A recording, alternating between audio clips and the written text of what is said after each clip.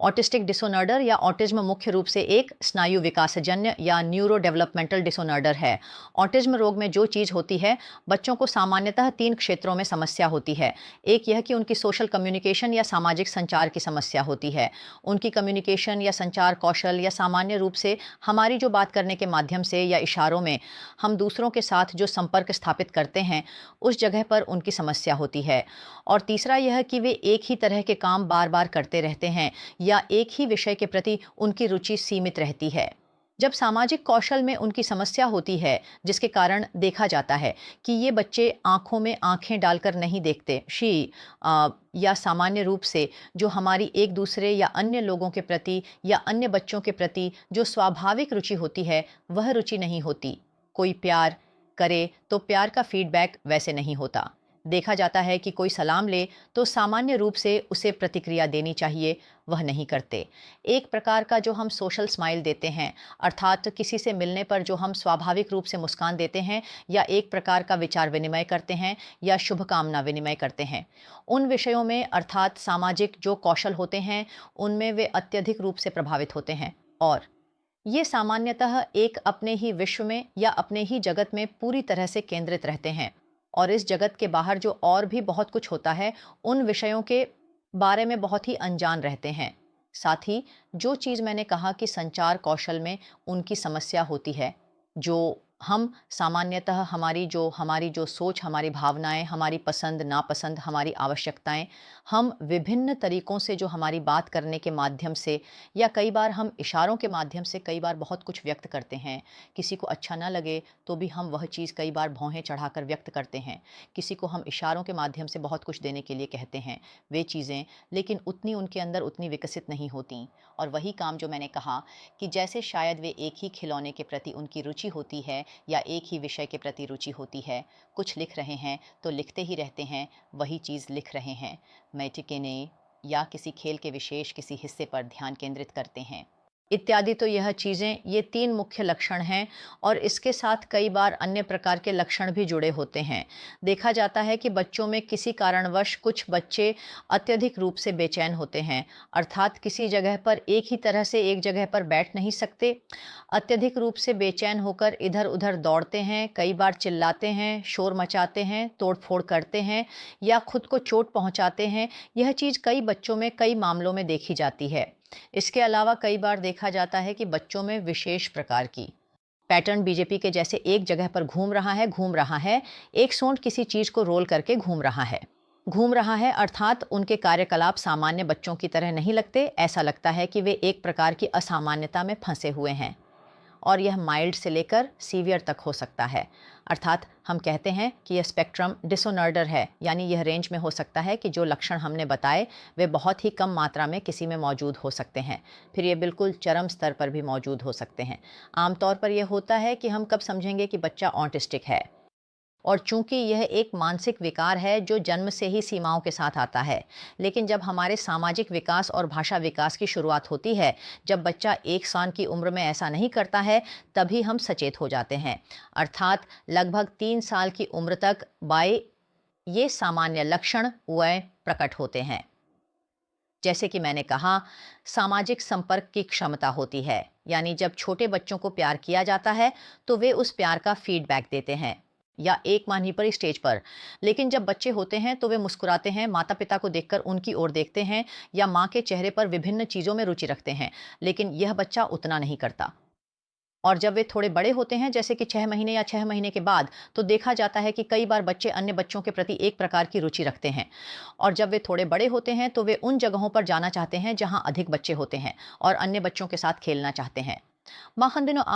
और बाद में वे विभिन्न प्रकार की गतिविधियों में शामिल होते हैं। लेकिन ऑटिस्टिक बच्चों को देखा जाता है कि वे वहाँ इस प्रकार की गतिविधियों में शामिल नहीं होते और आमतौर पर वे अकेले ही रहते हैं। अकेले खेलना पसंद करते हैं, किसी और के साथ बातचीत करना उतना पसंद नहीं करते। इसके अलावा जब भाषा में समस्या की बात की जाती है तो आमतौर पर पहले दिन में बच्चा एक शेर या दो हाय को शब्द कह सकता है। इस मामले में देखा जाता है कि उनमें भाषा इस तरह से विकसित नहीं होती। फिर कई मामलों में देखा जाता है कि लगभग 12 साल की उम्र में उन्होंने बोलना सीखा।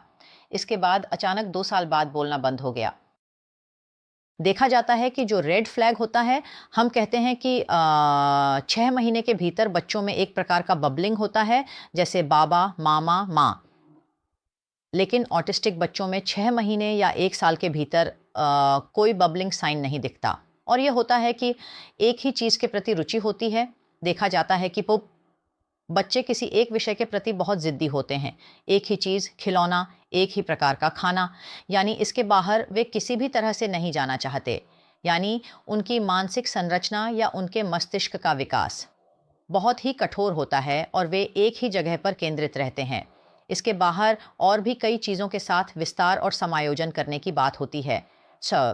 इस जगह पर वास्तव में उनकी गंभीर रूप से बाधा उत्पन्न होती है। अगर हम ऑटिज्म के कारण को समझाना चाहें कि यह क्यों होता है, तो सबसे पहले यह याद रखना चाहिए कि माता-पिता की किसी भी प्रकार की पेरेंटिंग की गलती या उनके व्यवहार की गलती इस ऑटिस्टिक डिसऑर्डर के लिए ज़िम्मेदार नहीं है। और सबसे पहले ये है कि हमारे माता-पिता की इस गलत धारणा या किसी भ्रम की या किसी अनावश्यक अपराधबोध की अगर कोई बात है, तो इसे पूरी तरह से बाहर निकालना होगा कि उनके किसी कारण से ऑटिस्टिक डिसऑर्डर नहीं हुआ। ऑटिस्टिक डिसऑर्डर मुख्य रूप से हम कहते हैं कि आमतौर पर कोई पूरी तरह से जैविक कारण यानी कोई आनुवंशिक त्रुटि या मस्तिष्क विकास की समस्या इसके लिए जिम्मेदार मानी जाती है। हालांकि बिल्कुल सटीक कारण क्या है, वह कारण वास्तव में अभी तक निर्धारित नहीं किया जा सका है। मुख्य उपचार, अगर उपचार के मामले में कहा जाए तो मुख्य रूप से यह होता है कि हम माता पिता को गाइडलाइन देते हैं कि वे इस ऑटिस्टिक डिसऑर्डर के मामले को कैसे संभालेंगे। चूंकि बच्चे की 3 जगहों पर समस्या होती है, यानी उसकी संचार कौशल खराब होती है, उसकी सामाजिक कौशल खराब होती है और वह एक ही काम बार बार करता है। इन 3 जगहों पर जोर दिया जाता है। सामाजिक कौशल बढ़ाने का पहला और एकमात्र उपाय होता है कि बहुत अधिक सामाजिककरण कराया जाए। यानी कई मामलों में बच्चे के कुछ व्यवहारिक कारणों से माता पिता अपने आप में बहुत सारे संकोच रखते हैं और अन्य लोग क्या सोचेंगे या अन्य जगहों पर ले जाने पर क्या होगा, जिसके कारण बच्चे को और अधिक अलग थलग रखते हैं। अलग थलग रखने से होता है कि बच्चे की यह समस्या और अधिक गंभीर और जटिल रूप ले लेती है। इसलिए अगर बच्चे को विभिन्न जगहों पर ले जाया जाए, विभिन्न प्रकार के लोगों के साथ मेलजोल का अनुभव कराया जाए और विभिन्न प्रकार के दोस्तों के घर ले जाया जाए, तो उसकी सामाजिक कौशल की समस्या को वह काफ़ी हद तक पार कर सकता है। अगर ऐसा होता है कि आप सोचते हैं कि किसी और के घर या किसी अन्य रिश्तेदार के घर जो आपकी समस्या को समझते हैं, उस स्थिति में मैं कहूँगा कि आप अपने घर पर अपने दोस्तों और रिश्तेदारों को अधिक से अधिक आमंत्रित करें और अपने आप को भी उस क्षेत्र में विस्तार दें। कई बार लोग शिकायत करते हैं कि पौशेक की सभी लोग इस चीज़ को स्वीकार नहीं करना चाहते और विभिन्न प्रकार की टिप्पणियां करते हैं जो वास्तव में अच्छी नहीं लगती। उस स्थिति में मैं कहूँगा कि जहाँ आपको ऐसा सहयोग नहीं मिल रहा है, वहाँ जाने की आवश्यकता नहीं है। लेकिन इसका मतलब यह नहीं है कि सभी लोग आपके साथ हैं और समझदारी से व्यवहार करेंगे। इसलिए पहली चिकित्सा यह है कि आपको उनकी सामाजिक संपर्क और लोगों के साथ अधिक से अधिक संपर्क का दायरा बढ़ाना होगा। और चूंकि उनके संचार कौशल में आई कांटेक्ट कम होता है, वे आंखों में आंखें डालकर नहीं देखते, बोलने की क्षमता कम होती है, तो उस स्थिति में उन्हें इस चीज़ पर अधिक समय देना होगा, क्योंकि वे सुन सकते हैं, वे बोल भी सकते हैं। यह जो चीज़ होती है कि अन्य बच्चे जो एक बार में सीखते हैं या एक बार सुनकर सीखते हैं, उनके मामले में शायद 10 से 12 बार लग सकते हैं, 20 से 12 बार लग सकते हैं, 212 बार लग सकते हैं। आपकी कोशिश यह होनी चाहिए कि इस 212 बार के दौरान धैर्यपूर्वक बच्चे को यह चीज़ सिखाएं और इस मामले में चीज़ों को तोड़ तोड़ कर सिखाएं। अर्थात एक बार में अचानक से जटिल वाक्य नहीं बोल पाएंगे, लेकिन अगर उन्हें थोड़ा थोड़ा करके सिखाया जाए तो यह उनके लिए आसान होगा। साथ ही उन्हें आई कांटेक्ट के लिए और अधिक सिखाना होगा और अन्य चीज़ों के लिए मुस्कान देना। बच्चे को शायद आपकी मुस्कान पसंद नहीं आ रही हो, लेकिन इसके लिए आपकी कोशिश जारी रहनी चाहिए और जितनी जल्दी हस्तक्षेप किया जाए, यानी कि बच्चे जितनी कम उम्र में हमारे पास आते हैं, उतना ही हमारे पास उन्हें मदद करने का अधिक अवसर होता है। अगर बच्चा 17-18 साल की उम्र के बाद आता है, तो उस स्थिति में बहुत कुछ करने के लिए नहीं होता। इसलिए अगर आप बचपन से ही उन्हें अधिक से अधिक व्यवहारिक थेरेपी देते हैं, तो उनके सुधार की संभावना अधिक होती है। साथ ही एक ही काम बार बार करके उस जगह को बढ़ावा नहीं देना चाहिए। यानी कि अगर वही खाना खाने जाना या एक ही प्रकार के कपड़े पहनना है, तो उस स्थिति में उसे इस चीज़ का बढ़ावा नहीं देना चाहिए। मतलब कि सीधे तौर पर मना नहीं करना चाहिए, लेकिन वे इसे नहीं ले सकते। तब यह और भी अधिक बेसलेस हो जाता है कि ध्यान को डाइवर्ट कर दिया जाए। जैसे कि हो सकता है वह किसी मोबाइल पर कुछ कर रहा हो, तो उस स्थिति में मोबाइल को सीधे तौर पर मना करके हाथ से नहीं छीनना चाहिए, बल्कि उसे कोई और दिलचस्प चीज़ देकर उसका ध्यान एक जगह से हटाकर दूसरी जगह ले जाना चाहिए। और चूंकि वे नई जगहों या किसी भी प्रकार के नए इवेंट को आसानी से एडजस्ट नहीं कर पाते हैं, जब भी आप उन्हें किसी नई जगह पर ले जाएंगे, जैसे कि आपके डॉक्टर के चैम्बर में या आपके किसी शादी के कार्यक्रम में, तो बच्चे को वहां ले जाने की योजना बनाते हैं। लेकिन इसे पहले से ही प्लान करना पड़ता है, जब भी उसे एक प्रकार की प्रक्रिया से गुजरना होता है। देखा जाता है कि जब बच्चा स्थिति में होता है, तो वह उतना तनावग्रस्त नहीं होता या उसकी चिंता उतनी अधिक नहीं होती। एक ही और इस मामले में हम अक्सर बच्चों के लिए कहते हैं कि यह उनके लिए है। जो अवांछित व्यवहार कर रहा है, अर्थात वही काम बार बार कर रहा है, या वह सामाजिकता को ठीक से नहीं कर रहा है, इस काम में बहुत अधिक ध्यान नहीं देना चाहिए। अर्थात इसके बारे में बात करना, डांटना, इसके बारे में प्रोत्साहन देना, ये सब व्यवहार को बढ़ाएंगे। इसलिए ज़्यादातर मामलों में जितना हो सके आप इन अवांछित व्यवहारों को थोड़ा नज़रअंदाज करेंगे।